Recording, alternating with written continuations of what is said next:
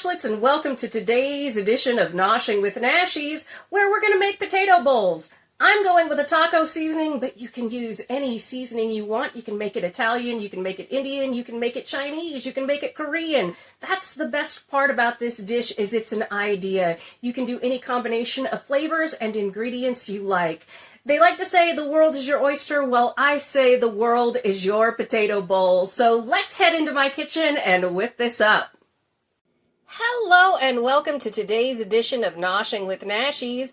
We are going to make Mexican seasoning inspired potato bowls. Now you can do anything you want with this. This is just a guide for whatever you choose to do. All right, so let's see what ingredients I've got here.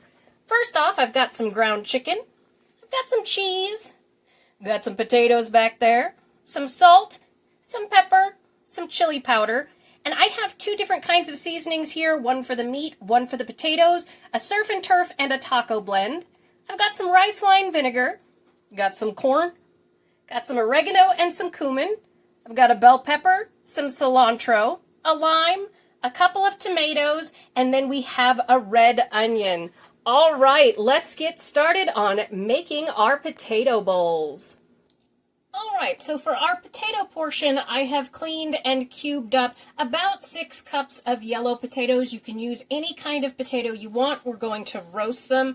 But if you're using small potatoes, figure about 2 small potatoes per person. And if you're using a medium to a large potato, figure 1 potato per person is usually the way to go on that. Obviously, if they're tiny, it will be slightly more. I'm going to add about 2 tablespoons of avocado oil to our potatoes and just kind of make sure they get nice and coated for roasting.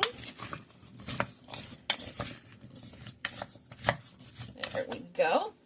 Then I'm going to come in, because I want several different flavor profiles on this bowl, I'm going to come in with this Spanglish Asadero Surf and Turf, which has a nice lime to it. And we're going to do about a teaspoon and a half. We don't want too much because it is salty. And again, you can just use salt, pepper, garlic, anything you want on this. And all we do is shake that on there, move some stuff to the side here. And we are going to give that a quick stir and make sure everyone is coated. And behind me, I have my oven preheated to 375 degrees. Oh, and for these potatoes, this is the perfect type of thing to use one of those choppers to get uniform pieces. It doesn't really matter, but for ease of use to get uniform pieces, those choppers are really great. But behind me, my oven is preheated to 375 degrees. I have greased a baking pan here. This is my new Tramontina, which I am still testing out for a video. I am loving it so far. And we're just going to make sure to lay out our potatoes in one layer here. We don't want them overlapping. Give them a little bit of room to breathe. And we're going to roast these 375 degrees for about 45 minutes. You want to stir them every 15, 20, 25 minutes, something like that, until they are nice and fork tender and golden brown. All right, I'm going to throw these in the oven and we'll get started on our meat. All right, for my protein, I am using a really lean ground chicken here, and I'm just going to cook it over medium heat, which is 5 on my stove, until it's nice and crispy. It's a little frozen, so I added a little bit of water in the bottom just to help it defrost as I'm going to cook this while those potatoes are roasting.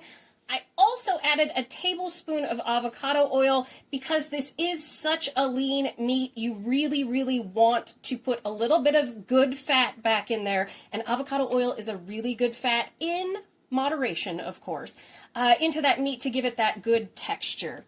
So what I'm going to come in with is about 1.5 tablespoons of my taco blend seasoning. You can use those taco packets. They're great. I'm just going to come in and season that up like so. And this does have salt in it, which is why you won't see me using the salt. I am going to come in with a little bit of extra cumin. I like about 1/2 teaspoon or a teaspoon more of cumin. I like that flavor. We're going to come in with about 1 teaspoon of chili powder because we love that bright red and that flavor. Just a little bit there. And last, for a little zing, We're going to add about a tablespoon of oregano, or oregano, as they say. And we are just going to cook this. This will probably take, about 20 minutes or so. And so while this is cooking, and we'll come back and visit it later because we're going to add our corn to this to give it kind of that taco bowl feeling, that taco bowl flavor, let's head over and make a not real pico de gallo, but a yummy pico de gallo style salsa topper. All right, so here we go with our pico not pico. So it's pico de gallo, but not pico de gallo because it's not fully traditional. Again, explore flavors, have fun with it. It's great to do the traditional. It's great to put your own spin on things. And what I have here in my adorable Hello Kitty bowl, this is my newest ones, is I have 2 really nice ripe Roma tomatoes because the flavor on those are great, and I chopped those up. We have half of a red onion in there. It was about a medium size. And a whole medium-sized bell pepper, and about 4 tablespoons of chopped cilantro. Obviously, you don't have to use that. A lot of people don't like it. You can go in with something like a parsley or whatnot for that green flavor. It's great. Now, the traditional part is to squeeze some lime juice. I just have 1 lime here. And we're just going to squish that on in. Just easy peasy. Then we are going to come in with, and this is my secret, I just like the way that it preserves pico and gives it a nice flavor. We're going to go in with just a tablespoon or 2 to your liking of rice wine vinegar. Kind of just gives it a different kick. Obviously, you can omit that and just go with the solid pico, which is just the lime juice and our veg and fruit there. I'm going to come in with just a bit of black pepper, just nothing fancy. Oh, it smells so good, though. Oh, and you can totally use hot peppers, too. And then because we have that rice wine vinegar, which does have that salty sweet, I'm still going to put in too much. We don't want to oversalt it. But this also helps to preserve it. The vinegar in particular and the lime juice helps to preserve it. Like if you want to keep it in the fridge for a little bit of time. Then we just stir up our pico not pico. And I'm going to put a topper on this and store it in the fridge while I finish everything else up. This is my spatula. There are many spatulas like my spatula, but none of them are as good as my spatula. I'm almost 45 years old, and this thing is 10 years older than I am, and I'm still using it, and I don't know how to flip a pancake with any other kind of spatula. All right, now back to our meat. Now this is a perfect time. Our meat is pretty much done, all nice and toasty. Taste your meat, see if it needs any more seasonings. Mine was good with what I put in there. And we are going to come in with 1 can of corn that I have drained. This is what is going to give us kind of that taco-like flavor to it. And just mix it together and get everybody warmed all the way through.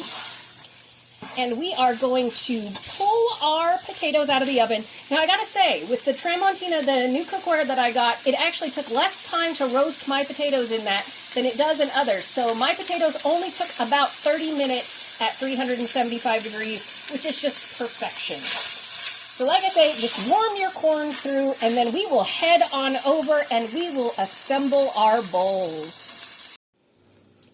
All right, Nashlets, it is time to assemble our potato bowls here. I'm going to start out with about a cup of my potatoes, nice and hot and roasted there. Then we're going to come in with a little bit of cheese. That way the cheese melts in between. I'm going to come in with our meat and corn mixture and just kind of plop that right on the top of our bowl. And then the piece de resistance is our pico not pico. And we are just going to spoon a little bit of this on the top. And of course you can serve this up with some really nice sour cream and guacamole if you like. All right, Nashlets, and here we have our beautiful Mexican-inspired potato bowl. Thank you so much for joining me for today's edition of Noshing with Nashies. And remember, if you come to a fork in the road, pick it up and have a nosh with Nashies. Please like, comment, share, and subscribe, and I'll see you in the next one. Bye!